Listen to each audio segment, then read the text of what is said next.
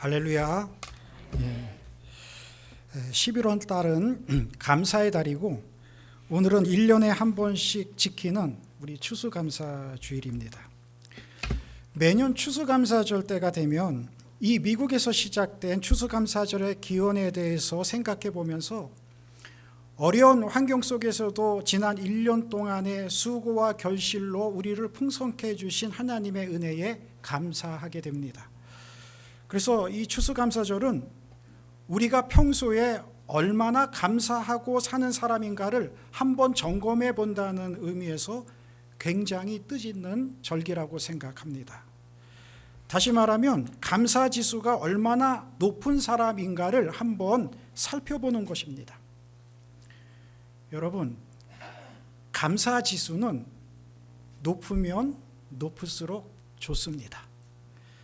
우리가 무엇인가를 얻었을 때에 그것을 베풀어 주신 분에게 감사의 표현을 합니다. 감사합니다 라고요. 그죠? 그런데 우리가 무엇인가를 받아놓고 베풀어 주신 분에게 감사할 생각을 갖지 못한다면 그 사람은 건강하지 못한 사람입니다. 유치원을 다니는 아이를 둔 어떤 엄마가 이웃집에 아이를 데리고 놀러 갔어요. 그랬더니 이웃집 아줌마가 아이가 이쁘다고 사과 하나를 아이에게 건네줍니다. 그랬더니 이 아이가 당연히 고맙습니다 하고 인사를 하고 받아야 되는데 그냥 넙죽 받습니다.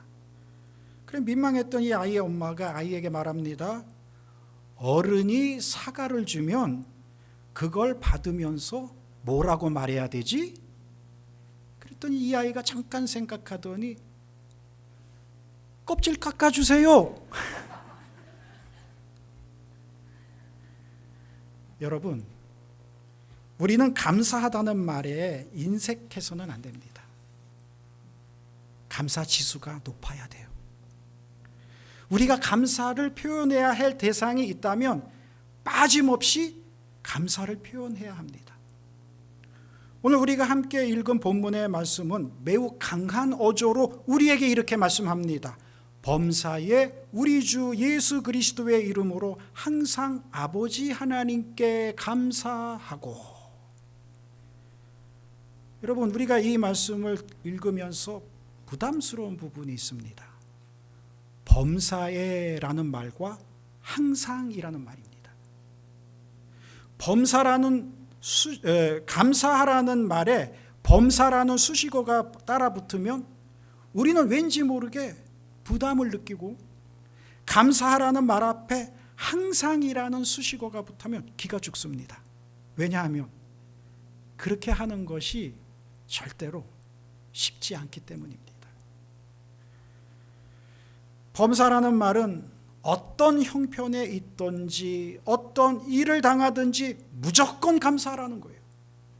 항상이라는 말은 시종일관 어떤 상황을 만나도 변함없이 감사하라는 뜻입니다. 그런데 우리들의 모습을 생각해 보면 범사에나 항상 감사하며 살지 못할 때가 많습니다. 그렇죠? 우리가 만일 오늘 본문을 근거로 해서 우리 주위에서 어려움을 당하고 있는 사람들에게 당신이 그런 어려움을 당해도 그래도 항상 범사에 감사하면서 살아야 한다고 라고 권면을 했다면 그것이 남에게는 권면의 말로 말하기는 쉬워도 실제로 내가 그런 어려운 일을 당했을 때 과연 내가 그런 어려운 상황 속에서도 감사할 수 있느냐 하는 것입니다. 누구든지 남한테 말할 때는 쉬워요. 자신이 지키지 못해도 가르칠 때는 쉽습니다. 1988년에 미국에서 대통령 선거가 전국을 한참 뜨겁게 달구고 있을 때 중요한 이슈가 사형 폐지론이었습니다. 당시 민주당 후보였던 마이클 듀카키스는 사형 폐지론을 주장했습니다. 그는 사형제도는 없애야 한다며 전국을 누비면서 유세를 했는데 어느 날 CCN 토크쇼에 그가 초대를 받았어요. 그 토크쇼에는 유명한 버나드 쇼라는 앵커가 진행을 담당하고 있었습니다. 듀카키스를 앞에 놓고 진행자 버나드 쇼가 이런 질문을 했습니다. 후보님은 사형제도를 폐지한다고 주장하신다죠? 네, 그렇습니다. 참 훌륭한 일을 하십니다. 그런데 제가 질문을 하나 하겠습니다. 후보님, 만약에 후보님의 부인이 괴한에게 끌려가서 강간을 당한 후에 살해를 당했다고 합시다. 그런데 나중에 그 범인이 잡혔을 때 후보님은 여전히 사형제도를 폐지한다고 말할 수 있을까요? 전혀 예상치 못한 질문을 받고 이 후보가 당황하고는 머뭇 말을 더듬기 시작합니다. 이 장면을 수천만 명의 시청자들이 보고 있었는데 갑작스러운 진행자의 질문에 당황하며 더듬거리는 그를 보고 과연 시청자들이 무슨 생각을 했었겠느냐는 거예요. 자기와 상관없으니까 사형제도를 폐지하자고 주장하는 사람이지 그것이 진짜 자기 일이 되면 그런 소리를 할 사람이 못 된다는 인상을 준 것입니다. 그래서 그 토크쇼 때문에 그가 대선에서 패배했다는 것입니다. 남에게 이야기하기는 쉽습니다. 그러나 그것이 내 일이 될 때에는 달라질 수밖에 없습니다. 우리가 범사에 감사하십시오 하고 남에게 권면하기는 쉽습니다. 항상 감사하십시오 하고 얼마든지 말할 수 있습니다. 그러나 좀 더 진지하게 이 말씀을 나의 말씀으로 받아들일 때에는 쉬운 일이 아니라는 거예요. 젊은 나이에 암으로 죽어가는 아내를 둔 남편이 과연 쉽게 감사가 그의 입에서 나올까요? 오랫동안 병을 가지고 그 지병으로 고통받는 사람이 자기 병을 고쳐달라고 매일 하나님께 부르짖고 기도해도 응답이 없고 오히려 자기 병이 점점 더 깊어진다면 과연 그 사람의 입에서 감사가 쉽게 나올 수 있을까요? 일평생 잘 일궈왔던 비즈니스가 부도가 나서 하루아침에 빈털터리가 됐다면 과연 그 사람의 입에서 감사가 쉽게 나올까요? 한번 생각해 봅시다. 내가 그런 일을 당했을 때 정말 내가 감사할 수 있는지, 저나 여러분들이나 이런 입장에서 오늘 본문 말씀을 보아야 합니다. 인간적으로 말하면 이 말씀은 현실성이 없습니다. 비현실적이에요. 이상론입니다. 때문에 이런 말씀을 적당히 보고 그냥 넘어갈 수도 있습니다. 그렇다면 오늘 본문 말씀을 우리가 그냥 적당히 읽고 그냥 넘겨도 될까요? 결론부터 말씀드리자면 절대로 안 된다는 것입니다. 왜냐하면 하나님께서 주신 말씀이기 때문에 그렇습니다. 우리는 오늘 본문 말씀을 놓고 두 가지 사실을 꼭 깨달아야 됩니다. 왜 우리가 범사에 감사해야 하는지, 왜 항상 감사하라고 하시는지를 분명히 알아야 합니다. 첫째로 오늘 본문에서 범사에 우리 주 예수 그리스도의 이름으로 항상 아버지 하나님께 감사하라고 했습니다. 예수 그리스도 때문에 우리가 범사에 감사해야 한다는 겁니다. 그리고 두 번째로 우리의 아버지이신 하나님이 범사에 항상 감사하라고 명령하셨기 때문에 우리도 감사해야 한다는 겁니다. 하나님, 이건 감사할 일이 아닌데요 라고 따지지 말고 하나님께서 명령하시니까 예, 알겠습니다 하며 순종하며 감사하라는 거예요. 여러분, 우리가 왜 예수님 때문에 감사하게 됩니까? 예수님은 하나님의 아들이십니다. 그런데 그런 분이 우리를 사랑하셔서 우리를 구원하시려고 이 세상에 오셨습니다. 그리고는 나의 죄를 대신 짊어지시고 저 무지한 잔인한 십자가에서 나를 위해 죽으셨습니다. 그리고 3일 만에 그 죽음을 이기고 부활하셨습니다. 그리고 예수님을 믿는다고 고백하는 자들의 죄를 다 용서해 주시고 영생을 선물로 주셨습니다. 그래서 우리는 그 일로 인해서, 그 예수님으로 인해서 우리는 하나님의 아들이요 딸이라는 기가 막힌 신분을 소유하게 되었습니다. 그리고 예수님이 약속하셨습니다. 이 세상 끝날까지 내가 너와 함께 있을 것이다. 두려워 말라. 내가 너와 함께 한다. 할렐루야. 할렐루야.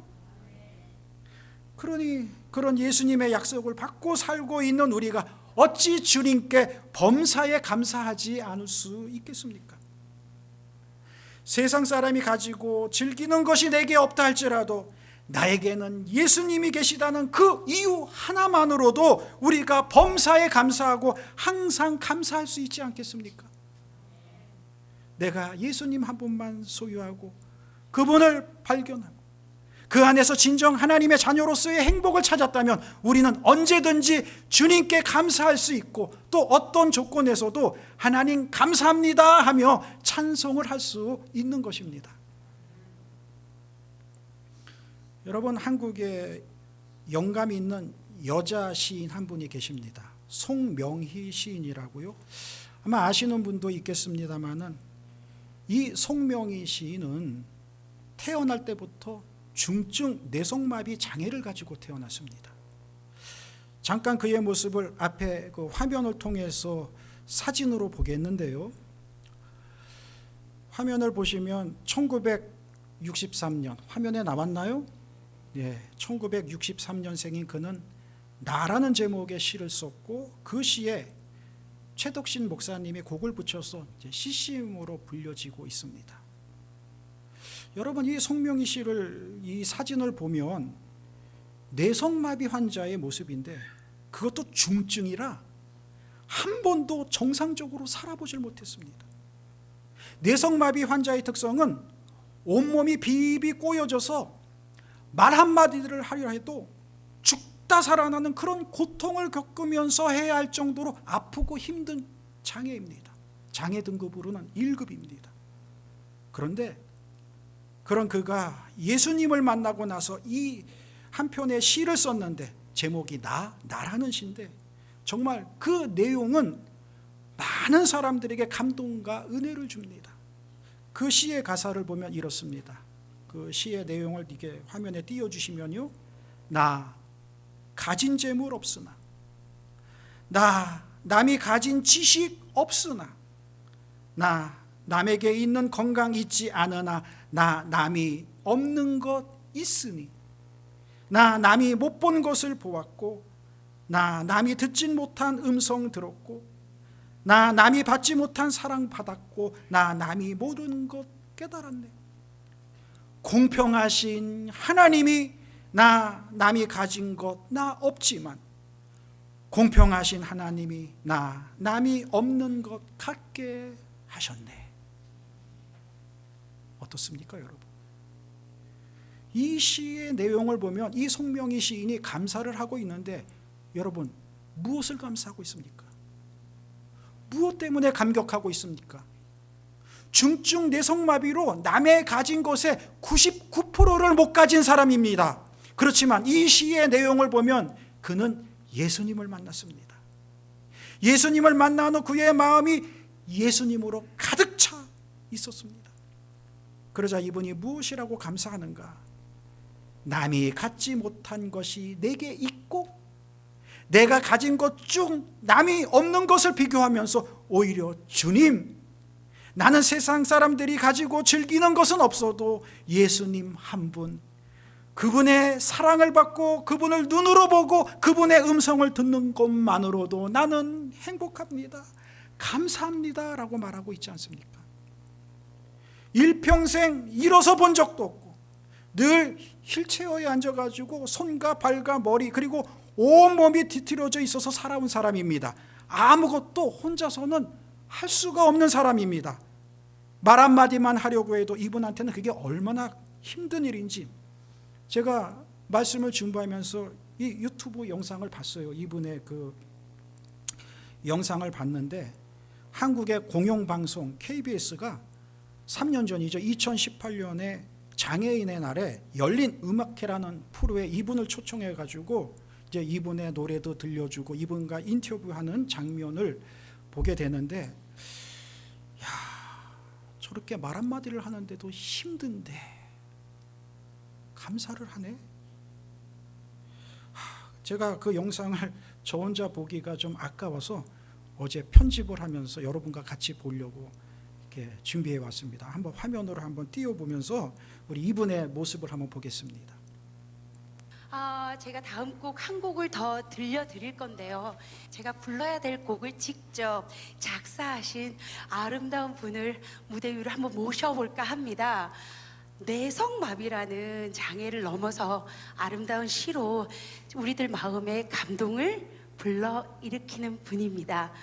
송명희 시인님을 여러분 뜨거운 박수로 맞아주세요. 선생님 안녕하세요. 선생님 반갑습니다. 선생님 어렵게 이 자리에 오셨는데 선생님 인사 말씀 한번 부탁드리도록 하겠습니다. 이렇게 장애인은 나를 아프고 이렇게 귀한 자리에 오게 돼서 너무 감사합니다.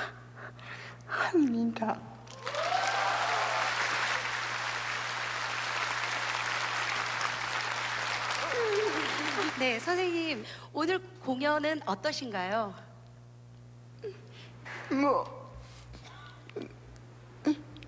열린 음악회는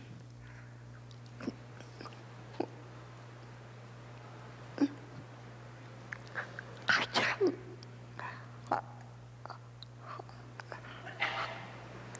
아름다운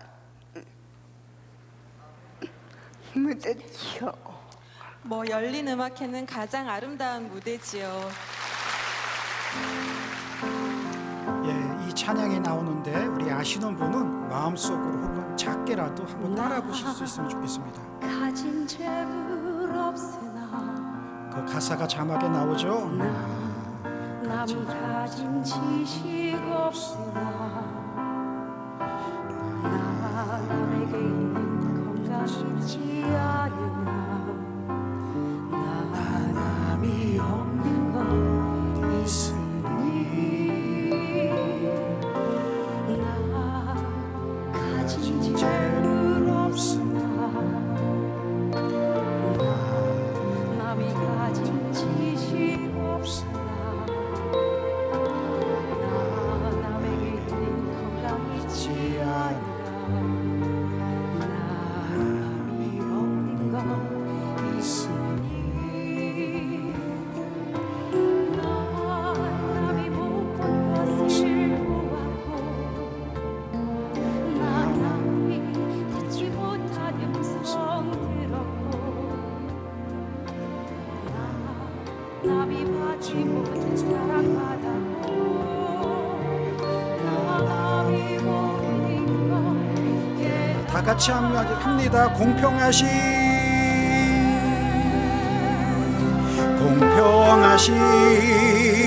하나님이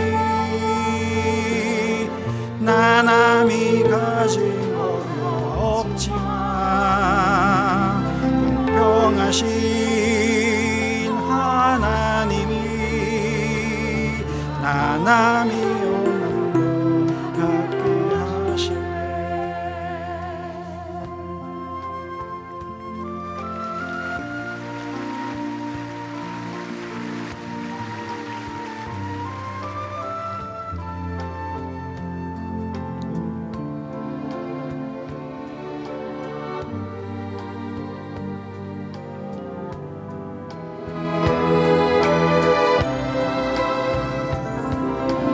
남이 못 본 것을 보았고 남이 듣지 못한 음성 들었고 남이 받지 못한 사랑 받았고 남이 모르는 것 깨달았네.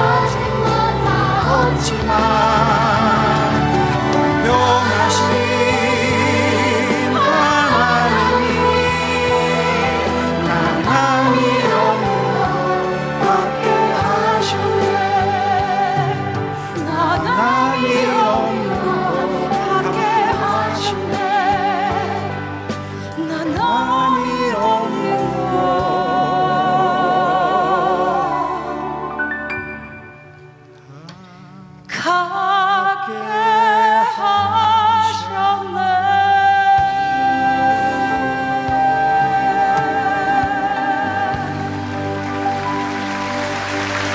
할렐루야. 박수 한번 칩시다. 그래.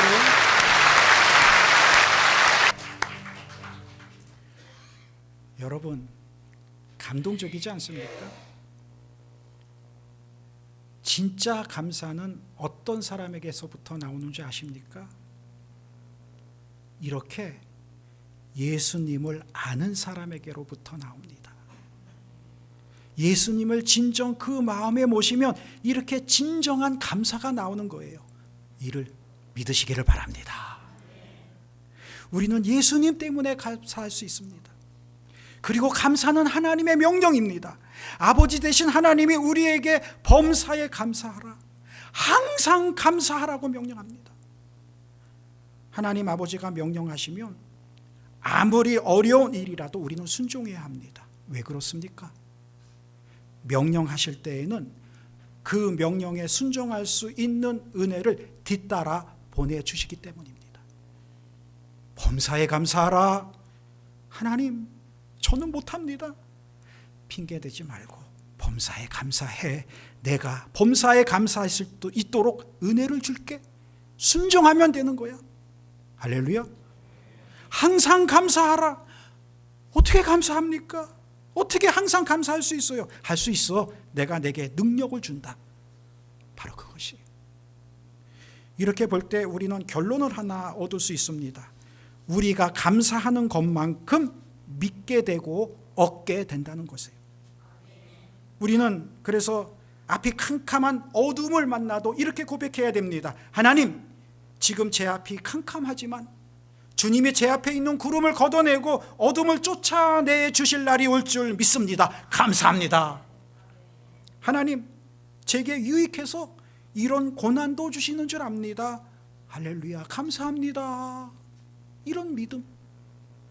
이렇게 세상 사람들이 보았을 때 도무지 감사할 수 있는 조건이 아닌데에도 우리들이 감사를 한다면 우리가 진짜로 하나님께 감사할 수 있도록 하나님께서 우리를 그렇게 만드신다는 것입니다.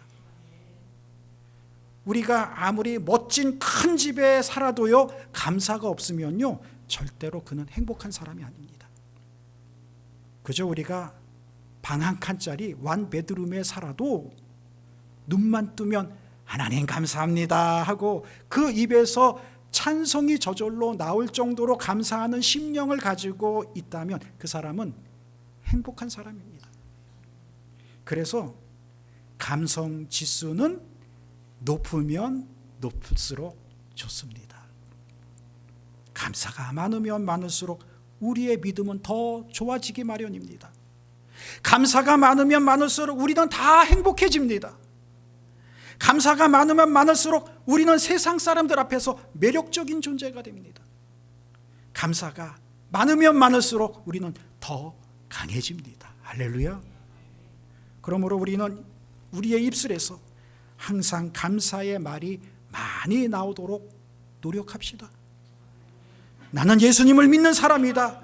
예수님 때문에 나는 감사할 수 있어 라고 하면서 감사하고, 지금까지 불편의 대상이었던 것들에 대해서도 감사하고, 지금까지 잘 안 되었던 일들에 대해서도 감사하면 하나님께서 우리의 입술의 고백대로 은혜를 풍성히 주실 줄 믿습니다.